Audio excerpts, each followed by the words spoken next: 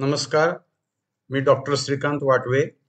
मी जर्मनीच्या टूरबद्दल already videos दिलेले आहेत, पण ते इंग्लिशमध्ये आहेत. त्याचं हळूहळू कन्व्हर्शन सगळ्याचं मराठीमध्ये करून तुम्हाला ते देण्यात येईल. आत्ता काय झालंय की आम्ही ड्रेस्डेन म्हणून एक गाव आहे, जे आमच्या टूरमध्ये नव्हतं, पण आम्ही पूर्वी केलं होतं. तर ते जे ड्रेस्डेन आहे, त्याला आम्ही जेव्हा गेलो होतो, त्यातली ती जी क्लिप आहे, ती आता मी आपल्यासमोर मांडत आहे. आता कोण कोण होतं त्याच्यामध्ये, तर आमच्या दोन स्टुडंट्स चिपळूणच्या नीलम शिंदे आणि सुजाता खोत अशा दोघी जणी होत्या. आणि त्यांच्याबरोबर मी, माझी मिसेस, अशा आम्ही चौघजण इथून पहिलं चिपळूण किंवा मुंबईहून आम्ही फ्रँकफर्टला गेलो. फ्रँकफर्टहून विमान बदलून आम्ही ड्रेस्डेनला गेलो. ड्रेस्डेनला गेल्यानंतर आम्ही अंडरग्राऊंड मेट्रो वापरून त्यांच्या सेंट्रल स्टेशनला गेलो. आणि आम्ही जे हॉटेल बुक केलं होतं ते तिथं जवळच होतं, त्यामुळे आम्हाला तो प्रॉब्लेम आला नाही आणि आम्ही ड्रेस्डनमध्ये पोचलो. पोचल्यानंतरचे जे काही पहिल्यांदा त्या हॉटेलचे फोटो वगैरे सगळे तुम्हाला बघायला मिळतीलच. आता हे ड्रेस्डेन जे गाव आहे त्याची स्पेशलिटी अशी आहे की 12 फेब्रुवारी 1945 पर्यंत ड्रेस्डेनवर दुसऱ्या महायुद्धातला एकही बॉम्ब पडलेला नव्हता. पण 13 फेब्रुवारीला जे बॉम्बिंग झालं ते इतकं भयानक होतं की त्याच्यामध्ये 3000 टन बॉम्ब टाकण्यात आले आणि ते सगळं पूर्ण डिस्ट्रॉय करण्यात आलं. म्हणजे तिथलं काहीही राहणार नाही असं झालं.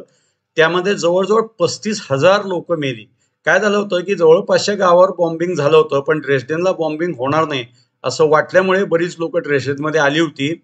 पण त्यातली बरीचशी लोक या सगळ्या मारामारीत सापडली आणि 35,000 लोक त्याच्यामध्ये मेली.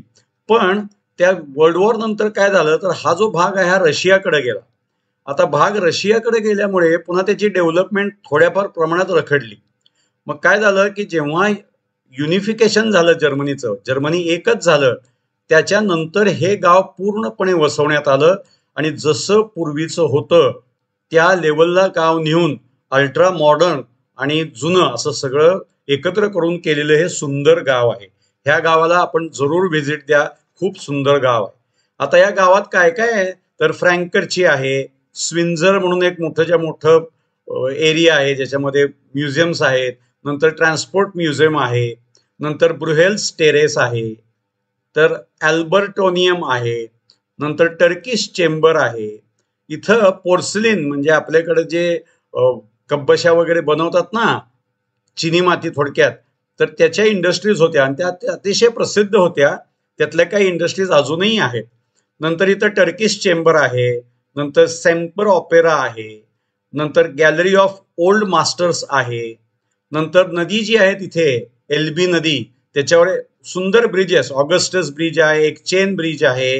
नंतर चर्च ऑफ होली क्रॉस तिथे आहे.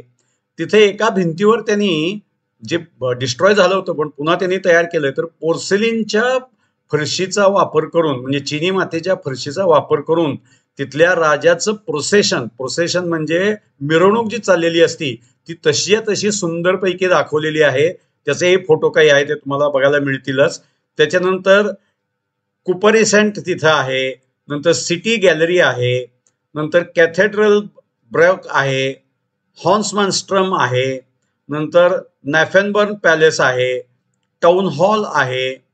लुथर चर्च आहे. फ्रेडरिच ऑगस्टसचं पुतळे बरंच काय काय आहे. नंतर रेसिडेन्स वगैरे आहे.